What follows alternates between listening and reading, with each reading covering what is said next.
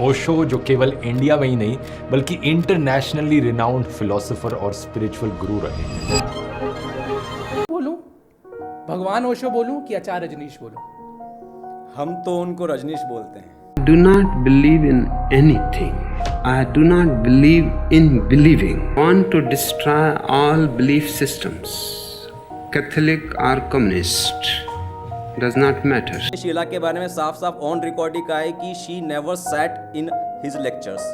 जब भी वो लेक्चर देते थे वो अपने काम में रहती थी, सोती रहती थी, जो भी कुछ मस्ती मजाक करती थी, जो भी करती थी, बट वो लेक्चर अटेंड नहीं करती थी और मेडिटेशन नहीं करती थी। ये स्पष्ट शब्द मिल जाएंगे रजनीश के आपको ऑन रिकॉर्ड। एक लेक्चर में ओशो से उनकी बायोग्राफी के बारे में पूछा गया तो उन्होंने कहा था, मेरी कोई बायोग्राफी नहीं है और जिसे भी बायोग्राफी समझा जाता है वो बिल्कुल मीनिंगलेस है। मैं किस तारीख पर पैदा हुआ, मैं किस देश में पैदा हुआ, इससे फर्क नहीं पड़ता। Actually has given it the name nothingness, nirvana. Buddha ने इसे निर्वाण कहा था, जिसका मतलब है शून्यता। कुछ बोला वो 600 बुक्स के ना डॉक्यूमेंट किया गया है। उसमें एक किताब है संभोग से समाधि की ओर। ये ओशो के शब्द हैं। संभोग से समाधि की ओर का मतलब है संभोग को छोड़ो और समाधि की तरफ चलो। लेकिन किसी को किताब पढ़नी नहीं है, किसी को समझना नहीं है, बस शीर्षक को पकड़ लिया है और उसी का बाजा बजाए जा रहे हो। ये सारे स्टेटमेंट्स रजनीश के ही हैं। इसका मतलब ऐसा कुछ नहीं कि सेक्स करोगे तो उससे कुछ स्पिरिचुअल एनलाइटमेंट प्राप्त होगा। It is not about that. It is moving from sex to super consciousness. Doesn't believe in belief systems. It is not a belief system. It cannot be a belief system. It simply deprograms people, but it does not program them. It leaves them clean. Now actually we are going and changing our subject from Aghora to the Osho. Welcome everybody again to Mike, and we have today a very special guest, a guest who is neo Osho sannyasi, who is IIT Bombay alumni, who is actually a very much spiritual in brain plus intelligence. He has differentiated between these two lines. We have today senior IIT Baba with us, who is actually, I'm very much thankful to him that he has came to my show. और आप सबका भी बहुत बहुत धन्यवाद। अगर आपको ये चैनल पसंद आ रहा है तो please like and subscribe. And today we are going to discuss on the topic of Osho. मैं पहला आपसे प्रश्न ये करूँगा सर कि मैं ओशो बोलूँ, भगवान ओशो बोलूँ कि आचार्य रजनीश बोलूँ? हम तो उनको रजनीश बोलते हैं।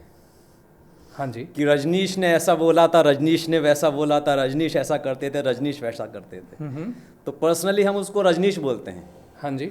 और जो भगवान शब्द है उसके बारे में छोटी सी इंफॉर्मेशन जो हमारी समझ में वो ये कि भूमि, गगन, वायु, अग्नि और नीर, ये जो 5 महाभूत हैं, इनको शॉर्ट फॉर्म में बोला जाता है भगवान।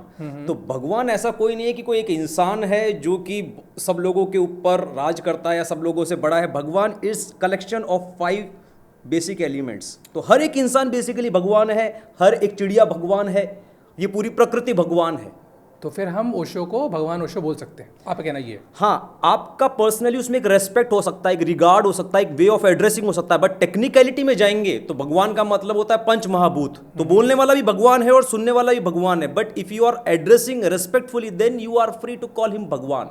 Okay fine. इसमें कोई ना तो महान बात हो जाएगी और ना कोई ब्लास्फेमी हो जाएगी। अच्छा, तो हम ओशो को भगवान माने या इंसान माने? सभी इंसान भगवान होते हैं, प्लीज अंडरस्टैंड। ओके। क्योंकि सभी इंसान 5 महाभूतों से मिलकर बने होते हैं। फाइन। तो सभी इंसान भगवान है। ओके। हम माँ शीला के बारे में जानना चाहते हैं। वो कहती हैं कि ओशो भगवान है और एक ओशो जो भी काम करते हैं वो इंसान के रूप में भगवान है, और ओशो जो भी काम करते हैं वो एक नॉर्मल इंसान करता है, बट उनके अंदर कुछ क्वालिटीज़ भगवान जैसी हैं। आप इस पे मानते हैं? रजनीश जो शीला के बारे में मानते हैं उसको हम मानते हैं। मतलब शीला क्या कहती हैं उससे ज़्यादा विश्वास हमें इस बात में है कि रजनीश क्या कहते हैं शीला के बारे में। तो रजनीश ने शीला के बारे में साफ साफ ऑन रिकॉर्ड ही कहा है कि she never sat in his lectures. जब भी वो लेक्चर देते थे वो अपने काम में रहती थी, सोती रहती थी, जो भी कुछ मस्ती मजाक करती थी, जो भी करती थी, बट वो लेक्चर अटेंड नहीं करती थी और मेडिटेशन नहीं करती थी। ये स्पष्ट शब्द मिल जाएंगे रजनीश के आपको ऑन रिकॉर्ड। तो ये बात ही क्लियर हो गई कि शीला से आप कोई भी फिलोसॉफिकल स्टेटमेंट लेना, उसको कंसीडर करना, डिस्कस करना, it's a waste of time. Actually Sheela खुद कहती हैं कि 1985 के बाद से जो भी स्टेटमेंट्स ओशो के बुक्स में दिखाई गई हैं या उनके प्रवचन में बोली गई हैं वो ट्रुथ नहीं है, वो मैनिपुलेटेड है। क्या उस समय ओशो ने ये बात बोली थी? देखिए, इसमें एक मार्केटिंग का कॉन्सेप्ट आता है कि ऐसे तो बहुत सिद्ध पुरुष होते हैं इस दुनिया में, लेकिन सबको उतनी पब्लिसिटी नहीं मिल पाती। तो कुछ बाबा ऐसे होते हैं जिनके पीछे मार्केटिंग कंपनी काम करती है और फिर वो उसका प्रमोशन होता है।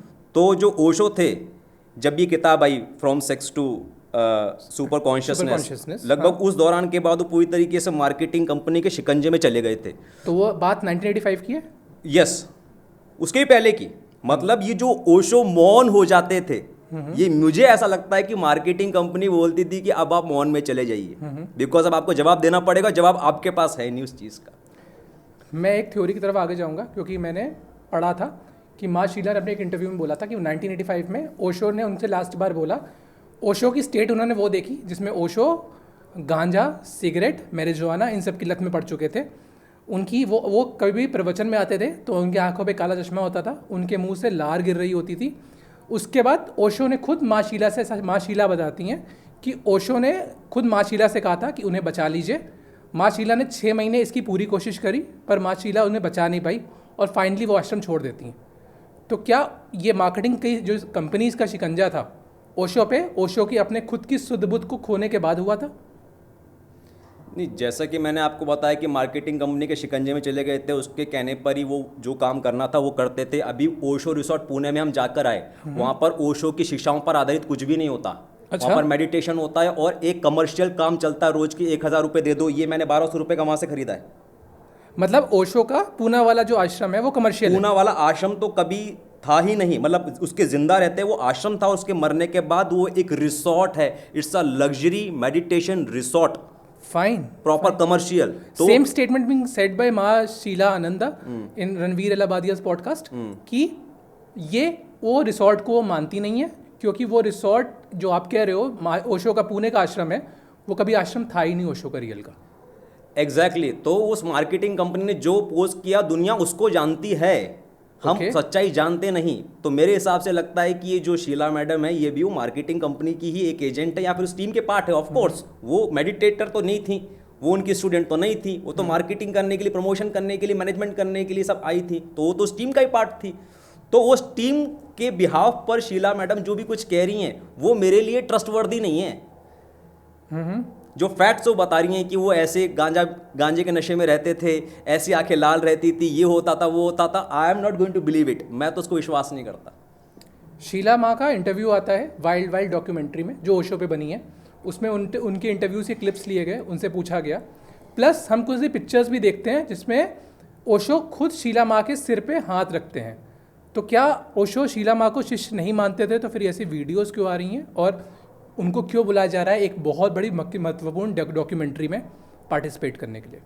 एग्जैक्ट जिस तस्वीर की बात कर रहे हैं आप, वो मेरे हाथ कभी नहीं लगी जिसमें आप कह रहे हैं कि रजनीश शीला के थर्ड आई के ऊपर हाथ रख के इस प्रकार से अवेकन करने की कोशिश कर रहा हूँ। ऐसा कभी नहीं है। उसके साथ में बगल में बैठी हैं, स्माइल करनी, ये तस्वीर मेरे तक पहुँची है। और इससे ऐसा कुछ भी साबित नहीं होता है कि वो उनकी विद्यार्थी थी, उनके साथ में साधना करती थी, उनके लेक्चर्स को सुनती थी, उनकी किताबें पढ़ती थी। ऐसा कुछ भी साबित नहीं होता। बट मैंने वो पिक्चर देखी है, वो मैंने भी देखी है, जो थर्ड आई वाली।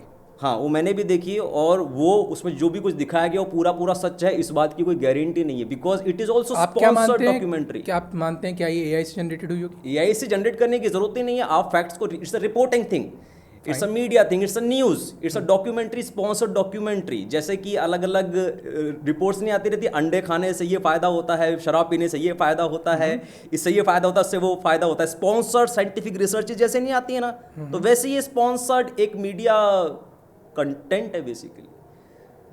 ओशो आपके लिए क्या है? हाँ, ये अच्छी बात है। ओशो मेरे लिए एक बहुत ही सिंपल, साधारण, ऑनेस्ट, ऑथेंटिक आदमी है। कोई कॉम्प्लिकेशन नहीं है। सिंपल सा जीवन है और सिंपल से नियम है, उनका पालन करना है। वो पालन करना बेसिकली एक ऑथेंटिसिटी है, उसका पालन करना एक ईमानदारी है। वो एक सिंपल सा इंसान है और कुछ भी नहीं है। हालांकि उसमें कुछ खामियां हैं जो यदि आप पूछेंगे तो मैं आपको बताऊंगा, अदरवाइज या तो बात में आ जाएगी। मैं खामियों में आता हूँ। आपने खामियों वर्ड का जिक्र किया। ओशो को कहते हैं सेक्स गुरु। उन्होंने बुक लिखती है सेक्स एंड सुपर कॉन्शियसनेस। क्या ओशो सेक्स गुरु हैं? ओशो ने अपनी ज़िंदगी में कोई किताब कभी लिखी नहीं है। उसने जो भी कुछ बोला है उसको डॉक्यूमेंट किया गया है 600 बुक्स में। ओशो का स्टेटमेंट रहा है कि उसने जो भी कुछ बोला वो 600 बुक्स के अंदर डॉक्यूमेंट किया गया है। उसमें एक किताब है संभोग से समाधि की ओर, ये ओशो के शब्द हैं। संभोग से समाधि की ओर का मतलब है संभोग को छोड़ो और समाधि की तरफ चलो, लेकिन किसी को किताब पढ़नी नहीं है, किसी को समझना नहीं है, बस शीर्षक को पकड़ लिया है और उसी का बाजा बजाए जा रहे हो। ये सारे स्टेटमेंट्स रजनीश के ही हैं। इसका मतलब ऐसा कुछ नहीं कि सेक्स करोगे तो उससे कुछ स्पिरिचुअल एनलाइटमेंट प्राप्त होगा। It is not about that, it is moving from sex to super consciousness. हमने आपके द्वारा ये जाना कि जो सेक्स, ओशो को सेक्स गुरु कहा जाता है, ये एक गलत स्टेटमेंट है। एब्सोल्युटली गलत। कोरेगांव पार्क पुणे की गली नंबर 1 बदनाम गली है। हाँ जी। किन लोगों ने बदनाम की है? जो अंदर गए नहीं है, जिनको लगता है कि अंदर गंदी चीजें होती हैं, अंदर सेक्स होता है, वो गए नहीं। और कुछ लोग चाहते हैं कि वो भी जाए क्योंकि अंदर सेक्स करने को मिलेगा, लेकिन वो अंदर जाते हैं, पैसा खर्च करते हैं, मालूम चलता है यहाँ तो कुछ भी सेक्स वेक्स नहीं मिल रहा है, पैसे वेस्ट हो गए। तो अंदर कुछ ऐसा है ही नहीं, और सेक्स वगैरह तो पहले भी नहीं था। तो लोग ओशो को अपनी गलतियां, जैसे मैरिजुआना और दारू को पीने के लिए या बियर पीने के लिए या कुछ भी गलत करने के लिए, सेक्स करने के लिए, वो ओशो का सहारा लेते हैं। तो ये मैसेज आप क्या देना चाहते हो कि ओशो ने ऐसा कभी प्रमोट किया ही नहीं? ओशो ने साफ साफ मना किया है शराब के लिए, सिगरेट के लिए, गांजे के लिए, किसी प्रकार के ड्रग्स के लिए और नॉनवेज के लिए। तो आप माँ शीला के वो स्टेटमेंट से वो माँ शीला की मैं बात सुनता ही नहीं, it's a waste of time. मतलब आप उनके स्टेटमेंट का खंडन करते हो? मैं I am not against her, लेकिन मैं उसकी बात को ज़्यादा सच्चाई में लेता नहीं, क्योंकि मुझे पता है कि क्या क्या हुआ होगा। I am able to guess, और उसके साथ मैच नहीं करती उनकी बातें। ओके, वाइल्ड डॉक्यूमेंट्रीज के बारे में आप क्या कहना चाहोगे? मिक्स्ड, ट्रुथ और फॉल्स, कॉन्स्पिरेसी सब मिक्स कर दिया। फुल स्पॉन्सर्ड, अच्छा, फुल कंसेंट बाय वो कंपनी जो ओशो को प्रमोशन करती थी और आज ओशो रिसोर्ट पुणे चला रही है। ये सिर्फ मेरे व्यक्तिगत विचार हैं, मेरे पास इसके लिए कोई प्रूफ नहीं है, but it can be seen very clearly. तो आप मानते हो कि ओशो का पुणे वाला जो आश्रम है, रिसोर्ट, वो रिसोर्ट है, हाँ। सॉरी वो रिसोर्ट है, वो एक मार्केटिंग कंपनी उसको ओन कर रही है और चला रही है। यस। तो जो ओशो का रियल आश्रम यूएसए में था, आप उसके बारे में विस्तार से बताओ। मेरे हिसाब से तो ओशो का जो यूएस में कोई आश्रम था वो कभी बन भी नहीं पाया, वो तो अंडर प्रोसेस था, ठीक है, और उसके अंदर बहुत सारा मनी का इन्फ्लो था। तो मार्केटिंग कंपनी ने कुछ ना कुछ उनके अंदर कन्फ्लिक्ट हुआ इंटरनल, कुछ कॉन्स्पिरेसी हुई जिसकी वजह से माल इधर उधर हो गया। उसके बारे में मुझे ट्रुथ नहीं पता, और वो वहाँ पर जो भी कुछ बताया जाता है वर्ल्ड डॉक्यूमेंट्री में, वो मुझे ट्रुथ नहीं लगता है। मतलब साफ साफ ही दिख रहा है यार। आप उसके बाद के सारे बाबाओं को देखो, जिस प्रकार से उनकी मार्केटिंग होती है वैसे मार्केटिंग की जा रही है उसकी, और जहाँ पर उसको जेल भेजना है वहाँ पर उसको हाथ खड़े कर दिया, आगे कर दिया है ओशो को। और जब यहाँ पर उसके स्टेटमेंट मांगे जा रहे हैं तो बाबा जी मौन में चले गए। It can be clearly seen, completely staged है। ओशो के हाथ क्या खड़े किए थे? आप इसको प्लीज विस्तार। हाथ खड़े किए थे मतलब कि हाथ को बांधकर उसको एक कैदी की तरह लेके जा रहे हैं ना। वो एक फुटेज आपने कई जगह देखी होगी, बड़ा सा चोगा है और टोपी है और हाथ उसके हैंडकफ्ड है। क्या ये यूएसए में हुआ था? ये ऑफ कोर्स ये तो यूएस में हुआ था। यूएस गवर्नमेंट ओशो से क्यों डर रही थी? यूएस गवर्नमेंट ऐसे डर रही थी, जो बताया जाता पब्लिक में वो ये कि वो क्रिश्चियन कम्युनिटी है और क्रिश्चियन कम्युनिटी के खिलाफ बोल रहा था। बट मुझे लगता है कि वो सारा पैसे का ही लेन देन था। It was always about money. Osho resort Pune में एक ओशो की लास्ट कार बची है, उसका सिर्फ ऊपर का ढांचा बचा है। मुझे इन्फॉर्मेशन मिली है रिसोर्ट में जाके कि ओशो की सारी रोल्स रॉयस बेची जा चुकी हैं। ओके। और जो लास्ट रोल्स रॉयस बची है इसके अंदर का इंजन भी बेचा जा चुका है। मतलब ओशो के नाम पे वो एक बिजनेस कर रहे हैं। पूरा बिजनेस हमेशा से था, है और रहेगा। तो हम रियल ओशो को इन सेंस जान ही नहीं पाए। जो इंसान खुद उस सिद्धि तक पहुंच चुका है, ईमानदारी से होश पूर्वक अपना जीवन जी चुका है, जब वो ओशो को पढ़ता है, जैसे कि मैं 2016-17 के पहले जानता नहीं था ओशो के बारे में। मैं ऐसा मानता था ये भी कोई गंदा आदमी है, बाबा है, सेक्स वेक्स करके लोगों को सेक्स करवा के सेक्स गुरु है, तो हटाओ उसको, क्या करना। बट जब मैं उस मुकाम तक पहुंच गया जैसा ओशो एक इंसान को बनाना चाहता था, फिर मैंने देखा कि क्या बोल रही, क्या लिखा है इसने। तो मैं देखा ये तो बहुत ही सिंपल बातें बोल रही जा रही है। 3 सिंपल बातें यदि आप जानना चाहें तो बोली जा रही है। हाँ, प्लीज उसकी 3 टीचिंग्स के बारे में बताइए। आप यंग आदमी हैं, आप फ्रेंड्स के साथ घूमते फिरते होंगे। हाँ जी। आपके फ्रेंड्स के साथ घूमना फिरना, उनका आचरण देखना, जब भी मौका मिलता है ना वो गॉसिप को उपलब्ध हो जाते हैं। कुछ भी गॉसिप, मौसम के बारे में, कुंभ के बारे में, इसके बारे में, उसके बारे में। रजनीश ने कहा जहां मौका देखो शांति को प्राप्त हो जाओ, जहां मौका देखो। तो मुझे लगा ये तो बहुत ही गहरी बात है और बहुत ही सिंपल बात है। मैं तो इसका हमेशा से पालन करते आ रहा हूँ, बचपन से। कभी मैंने दोस्त नहीं बनाए, अच्छा। कभी किसी से गली क्रिकेट नहीं खेला, इंटरवल में स्कूल में अकेला अकेला रहा, मुद्दे की बातें करी लोगों से, और हमेशा सीनियर लोगों से और बड़े बड़े लोगों से ज्ञान का आदान प्रदान किया मैंने। इन सेंस आप फर्स्ट सेंस ये कहना चाहते हो कि हमें हमेशा शांत रहना चाहिए जहाँ बहुत ज़्यादा लोग हो तो। हाँ, और हमने हमारे चैनल पर एक बातचीत की तमीज 10 मिनट का लेक्चर भी दिया है, क्योंकि बातचीत एक प्रकार का टूल है। इट्स लाइक मतलब बातचीत के माध्यम से तो पॉडकास्ट चल रहा है। आपके मुंह से निकले हुए शब्द, मेरे मुंह से निकले हुए शब्द, ये मिलके कंटेंट क्रिएट कर रहे हैं, लोगों का अटेंशन रोक कर रख रखे हैं। How big thing it is, तो how can you just waste it. तो पहली बात रजनीश ने जो कही है कि जहां मौका देखो शांति को उपलब्ध हो जाओ, मुक्ति को उपलब्ध हो जाओ, वहीं पर मुक्ति है आपकी। क्योंकि आप बंदे भी नहीं हो कि मुझे ये बात करनी है, वो बात करनी है। साइलेंस में डिस्टर्ब मुझे क्यों कर रहा है, कुछ मुझे बोलना जरूरी है, मोबाइल निकाल के कुछ खेलना जरूरी है, कुछ रील चलाना जरूरी है। No, that is something related to meditation. Meditation कहकर भी आप अपमान कर रहे हैं उस प्रेजेंट मोमेंट का। शांत होना मतलब इतनी नेचुरल चीज है, इतनी नेचुरल चीज है कि मुझे इस पल में कुछ बोलने की आवश्यकता नहीं है। अगर मौका मिला है तो मुझे वो शांति कुछ पलों को जिम में डाल लेने चाहिए, क्योंकि वो करोड़ करोड़ रुपए के हैं। मतलब हमें शांत होकर सिर्फ ऑब्जर्व करना चाहिए, ऑब्जर्व करना चाहिए, अवेयर रहना चाहिए, और वर्तमान के साथ मतलब आगे बताता हूँ वर्तमान मेडिटेशन का मतलब क्या होता है। पहले दूसरी और तीसरी बात जोड़ देता हूँ। हाँ जी, पहली बात तो ये हो गई कि जहां मौका देखो आप शांति को उपलब्ध हो जाओ। दूसरी बात ये कि टांडेल से सांस लो।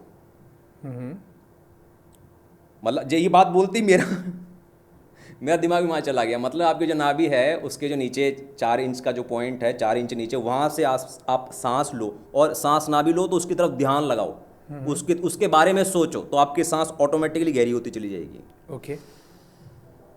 मैंने बोला ये बात भी बहुत सही है भाई साहब, इसमें कोई महान बात तो नहीं है, बहुत ही सिंपल बात है और बहुत ही प्राकृतिक बात है। ठीक है। तीसरी बात उसने बोली कि होश पूर्वक जीवन जियो। आपने हमारे पर्चे पे देखा, लिखा होगा कि नियो सन्यासी। तो ये नियो सन्यासी क्या है? मैं आपको यहीं पे थोड़ा रोकता हूँ और जानना चाहता हूँ कि नियो सन्यासी कैसे बनते हैं। नियो सन्यासी तीसरी बात के अंदर रिलेटेड है। नियो होश पूर्वक, होश, नियो मतलब कि नया। Okay fine. क्योंकि सन्यासी शब्द का जो मतलब हमारी संस्कृति में काफी सदियों से दिखा रखा है, और जो लोग प्रैक्टिस करते हैं उसका मतलब है छोड़ दिया, घर छोड़ दिया, व्यवसाय छोड़ दिया, शहर छोड़ दिया, बाल काटना छोड़ दिया, नहाना छोड़ दिया, कपड़े चेंज करना छोड़ दिया, कुछ खाना पीना छोड़ दिया, गाना बजाना छोड़ दिया, लिखना पढ़ना, इधर सब कुछ छोड़ दिया। ये कैसा सन्यास है साहब? तो रजनीश ने बोला ये कोई सन्यास नहीं होता। That's your third teaching. हाँ, उसकी तीसरी बात, ये कोई सन्यास नहीं होता। लेकिन जो सन्यास की परिभाषा कुरूप हो चुकी है उसको हटाना पड़ेगा, इसलिए नया शब्द जोड़ना पड़ेगा, नियो सन्यास। तो मैं नियो सन्यास दे रहा हूं लोगों को। नियो सन्यास का मतलब है कि आज से प्रण लो कि जीवन में होश पूर्वक आप जियोगे। दैट्स वाई इनके डॉक्यूमेंट्स में और इनके वेबसाइट्स पे साथ लिखा है कि नियो सन्यासी है। Neo means that is how नए विचार, सन्यास के नए विचार, सन्यास का नया विचार। या और होश पूर्वक जीने का मतलब क्या? फिर मैं सोचने लगा होश पूर्वक जीने का मतलब क्या, कि एक चीज एक सेकंड में होश पूर्वक रहूं क्या, कि यहाँ पर क्या है क्या नहीं है, क्या गाना बज रहा है और क्या है क्या नहीं। Just plain authenticity in life. आपको पता है कि रोज फ्रूट्स खाने चाहिए, सब लोग खाते हैं क्या? नहीं खाते हैं, इसका मतलब कि बेहोशी में जीते हैं। सबको पता है कि सूर्य का प्रकाश लेना चाहिए, हमारी बॉडी की 50 ट्रिलियन सेल्स के लिए अच्छा है। क्या सब लोग करते हैं क्या? नहीं करते हैं। क्या अपनी उसको प्रायोरिटी पर लेते हैं क्या? नहीं लेते हैं। इसका मतलब बेहोशी वाला जीवन है। सबको पता है कि व्यायाम करना चाहिए, प्राणायाम करना चाहिए, किताबें पढ़नी चाहिए, रोज रात को बादाम भिगो के सुबह छिलके खाना चाहिए, खुली हवा लेनी चाहिए, मिट्टी के अंदर खेलना चाहिए, अर्थिंग करनी चाहिए, रूट चक्र तेज होता है। सबको पता है, लोग करते हैं क्या? सबको पता है कि सब नेता चोर होते हैं। तो कभी आप इसको वोट दे रहे हो, कब आप उसको वोट दे रहे हो, क्या करो जब आपको पता है सब नेता चोर हैं? हम आपको वापस थोड़ा टॉपिक पे साथ लेके चलते हैं। हमारी आपसे बस ये चीज़ जाननी थी कि आपने कहा था कि जो पुराने संबंधों को छोड़ दो, तो पुराने एक क्वेश्चन लाइन देते हैं, बर्निंग योर ब्रिजेस। इसके बारे में प्लीज एक्सप्लेन करिए। बर्निंग ऑफ ब्रिजेस का मतलब है, अभी नियो मैट्रिक्स फिल्म के अंदर जो नियो था ना, नियो की एक फुल फॉर्म बनती है नो एग्जिट ऑप्शन। तो when you burn your bridges, जिनसे आप लौट सकते हो, उनको यदि आपने जला दिया, सो नो एग्जिट ऑप्शन।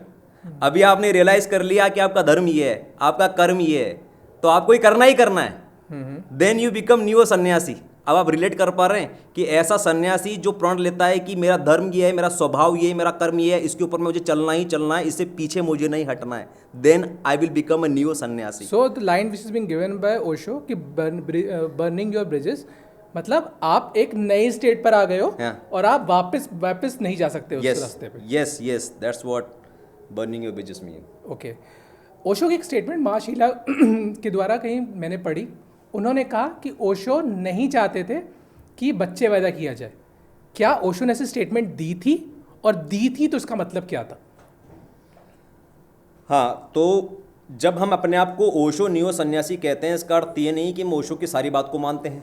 अच्छा, दूसरी बात, जो मार्केटिंग कंपनी जिसने ओशो का पूरा प्रमोशन किया है, उसने जो यूट्यूब चैनल बना रखा है, उसके ऊपर जो मोस्ट व्यूड वीडियो है जिसके 4 मिलियन प्लस व्यूज़ हैं, वो किस बारे में है? मैरिजेस एंड किड्स के बारे में है। ओशो ने साफ साफ कहा है, all marriages should be dissolve as soon as possible, everyone should get divorced. ये उनका मानना था, मेरा मानना नहीं। अच्छा, नियो सन्यासी आपको ओशो के और अलग सिद्धांतों से भी थोड़ा परे हट के देखना पसंद करता है। आपका, मैं मानना चाहता हूँ एज अ नियो सन्यासी, आपका पॉलीगैमी पे और बच्चे पैदा करने पे क्या विचार है, और आपका विचार कैसे डिफरेंट है ओशो से? हाँ, पहली बात तो मैं ऐसा नहीं कहता हूँ एवरीवन शुड गेट डिवोर्स्ड, क्योंकि आप पूरा लॉजिकली समझिए, जब बच्चा 10 साल का होता है, 15 साल का होता है, 20 साल का, 25 साल का होता है, क्या सबको कॉन्फिडेंस होता है क्या मैं ज़िंदगी में ये करने के लिए आया हूँ और मैं ये बनने के लिए आया हूँ, मैं ऐसे जीने के लिए आया हूँ? सबको कॉन्फिडेंस होता है क्या? People have a lot of lack of clarity, people are confuse, उनको पता नहीं है कैसे जीवन जीना है। इसलिए हमारे शास्त्रों में बताया गया कि 16 साल तक ब्रह्मचर्य का पालन करना है, फिर उसके बाद ऐसे करना है, वैसे करना है, वैसे करना है। कोई बोलता है कि नहीं, नॉट दिस वे, माई वे, मैं अपने तरीके से जीवन जीऊंगा, तो मैं उसको बोलूँगा हाँ भाई जियो। लेकिन सब लोगों के पास ये अपना तरीका नहीं है। इसका मतलब क्या है? अगर सोसाइटी के अंदर लॉ एंड ऑर्डर मेंटेन करना है, तो जो शादियों की व्यवस्था कर रखी जो इंस्टीट्यूशन है, वो होनी चाहिए। यदि आप सबको बोल दोगे कि सबको डिवोर्स हो जाए, तो भाई साहब कोई किसी का बलात्कार कर रहा है, कोई अकेला है, कोई डिप्रेशन के अंदर आ रहा है, कोई शराब पी रहा है, कोई गांजा मार रहा है, कोई नशा कर रहा है, कोई क्या कर रहा है। मतलब marriage is such an excellent practice, such an excellent institution which brings law and order and purpose in a man's and women's life. मैं आपको बताना चाह रहा हूँ। तो आप इस ओशो की इस बात से उनका खंडन करते हो? हाँ, अगर आप कॉन्फिडेंट हो मैन और वुमेन कि हमको डिवोर्स होना चाहिए, तुरंत ले लो, बट ऐसा नहीं कि एवरीवन शुड गेट डिवोर्स्ड। तो आपका पॉलीगैमी पे क्या विचार है? पॉलीगैमी पर मेरा विचार ये कि पहली बात तो ये 4-5 शब्द हैं, इनका एक सेट है, उनको मैं आपको बता देता हूँ, नहीं तो कंफ्यूजन रहेगा। आपके लिए पॉलीगैमी क्या, रजनीश के लिए क्या, मेरे लिए क्या है, ठीक है? 2-3 चीज़ें क्लियर कर लेते हैं, ठीक है? पहली बात तो है मोनोगैमी, वो आप क्लियर है। दूसरी बात आ गई पॉलीगैमी, ठीक है? एक आता है मोनोएमोरी, जानते हैं क्या आप? नहीं सर।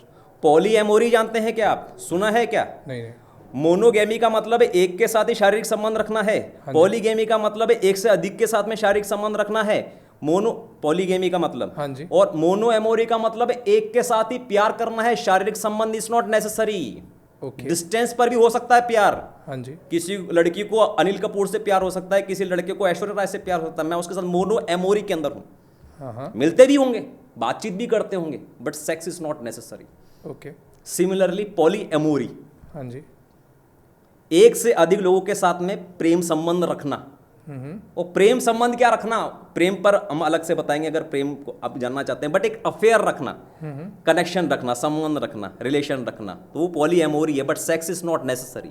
ओके। तो पहली बात तो ये क्लियर हो जाना चाहिए। अच्छा, हाँ, कि पॉलीएमोरी क्या है और पॉलीगैमी क्या है। तो आप पॉलीगैमी के साथ हो कि नहीं हो? होश पूर्वक जीवन जीना, हाँ। ये अपने आप में एक बहुत कॉम्प्लेक्स स्टेटमेंट है कि पॉलीगैमी के साथ में मैं हूं या नहीं। होश पूर्वक जीवन जीना, भाई पॉलीगैमी का मतलब क्या? इंसान है, उनको हम नंबर्स की तरह कैसे ट्रीट कर सकता है? लेकिन मैं एक इंसान हूं, मेरे पास 4 फीमेल आ रही हैं, ठीक है? तो ये क्या मतलब, हम कुछ वो गेम खेल रहे हैं क्या? मर्द और 4 औरतें, तो आपका मन एक let me complete just in 2 minutes. Yes sir. ये कोई गेम चल रहा है क्या? मर्द और 4 औरतें? अरे भाई मैं एक इंसान हूँ, और ये जो पहली वुमेन है ना, ये भी एक इंसान है। ये एक इंसान के साथ कुछ कम्युनिकेशन में है, तो ये एक बहुत ही यूनिक और डिवाइन रिलेशन है। अब जब ये एक बहुत यूनिक और डिवाइन रिलेशन है, तो ये और ये भी एक यूनिक डिवाइन रिलेशन है। तो ये सत्य है, इसको स्वीकार करना, और ये सत्य है, इसको भी स्वीकार करना। इसका मतलब इस स्त्री के साथ भी प्रेम संबंध स्वीकार करना और इस स्त्री के साथ भी प्रेम संबंध स्वीकार करना, क्योंकि इंडिविजुअली वो अपने आप में एक डिवाइन रिलेशन थे, वो ऑनेस्ट थे, ऑथेंटिक थे, ट्रांसपेरेंट थे। तो अगर मैं इस धारणा से अपने आप को बांध लूं कि मुझे इस तरह का संबंध दो स्त्री के साथ नहीं रखना चाहिए, एक के साथ ही रखना चाहिए, तो आप मुझे बताओ ये असत्य का अभ्यास हुआ कि नहीं हुआ, ये असत्य का आचरण हुआ कि नहीं हुआ। सत्य का आचरण ये कि सच्चाई है, मुझे W1 के साथ एक इंटरेक्शन करने में मजा आता है, W1 वुमन के साथ नहीं, और W2 वुमन के साथ भी इंटरेक्शन करने में मजा आता है। तो इसमें मैं ये कि पॉलीएमोरी क्या होता है, मतलब इसके साथ मेरा एक अच्छा संबंध है, उसके साथ मेरा अच्छा संबंध है, सिंपल सी बात है। और ये संबंध उसको नकारता नहीं, ये संबंध उसको नकारता नहीं है, ये दोनों मुझे पूर्ण करते हैं, मैं उन दोनों की जिंदगी को पूर्ण करता हूं। बट क्या इसमें ये जरूरी है कि मैं उसके साथ सेक्स करूंगा? और सेक्स भी बहुत कॉम्प्लेक्स चीज है साहब, जो सोसाइटी में लोग हैं ना ऊपर ऊपर निकाल देते हैं। मैं आपको बता दूं, मैं IIT बॉम्बे से माइक्रो इलेक्ट्रॉनिक्स में माइक्रो बीटेक प्लस एमटेक हूँ। मेरी बचपन से ये आदत है बाल की खाल निकालना, उस खाल के 500 टुकड़े करना, एक एक टुकड़े के अंदर फिर हजार पैरामीटर्स निकालना। IIT में यही तो करते हैं engineer, you are also an engineer, ये तो करते हैं सिमुलेशन। तो सेक्स का मतलब क्या होता है? सेक्स करना, सेक्स के अंदर बहुत सारी डिटेल्स है, मतलब पता नहीं आपका पॉडकास्ट है ना, that we will discuss later about the sex. Yes yes, will come to sex. हाँ, my last question to end this podcast कि आचार्य रजनीश ने ऐसी कौन सी टीचिंग दी जो आपको नियो सन्यासी बनने की तरफ लेके जाती है, प्लस जो आपको सबसे ज़्यादा हेल्प करती है लाइफ में और आने वाले यूथ्स और सब्सक्राइबर्स को आप दे सकते हो? एनीथिंग अपार्ट फ्रॉम 3 टीचिंग्स और एनीथिंग यू वांट टू से। विज्ञान भैरव तंत्र। यस, विज्ञान भैरव तंत्र मतलब कि वो शिक्षाएं जो शिव ने पार्वती को दी है, उसके ऊपर रजनीश ने जो कमेंट्री की है, क्लासिक मैक्स, आप इसको शॉर्ट में डिस्क्राइब करो। हाँ जी। 108 विधियां हैं, उसके ऊपर रजनीश ने कमेंट किया है। तो पहली जो विधि है, आती जाती सांस का अवलोकन करना। हाँ। उससे क्या होगा? उससे वही होगा जो जिसके पीछे दुनिया भाग रही है, सिद्धि प्राप्त होगी, समाधि प्राप्त होगी, एनलाइटमेंट प्राप्त होगा, परमात्मा की प्राप्ति होगी। वो कैसे होगी? आती जाती सांस का अवलोकन करना, कुछ नहीं करना, मैं ऐसे बैठा हुआ हूँ और मैं चेक कर रहा हूँ कि अच्छा अब सांस आ रही है, ठीक है अब जा रही है। ये कितना बोरिंग वाला काम है, कितना बोरिंग काम है। रजनीश ने कहा है कि यदि वीरता ना हो तो ध्यान में कभी मत उतरना। अगर मैं ऐसा ही करता रहूंगा, आप सोचिए कितनी वीरता चाहिए काम करने के लिए। थोड़ी देर में मेरा मन करेगा मोबाइल चेक करूं, पेशाब करने जाऊं, पानी पीने जाऊं, इसको बोलाऊं उसको बोलाऊं, आप सोचिए। एक्चुअली यू आर सेइंग कि आदमी को अपने आप को कॉन्शियस में रहना चाहिए, मेडिटेशन में रहना चाहिए और अपना ध्यान को एकाग्र करके रहना चाहिए। So we will in the next podcast we will learn more about that 108 आपकी विद्याओं के बारे में. So really thank you IIT Bombay alumni to be here with us, and he's a founder of Superior Society. So you guys, if any questions there is in your mind regarding the Osho, you please just give me in the comments. I will ask to him and we will learn more about Osho in the next podcast. तब तक के लिए जय जय महाकाल.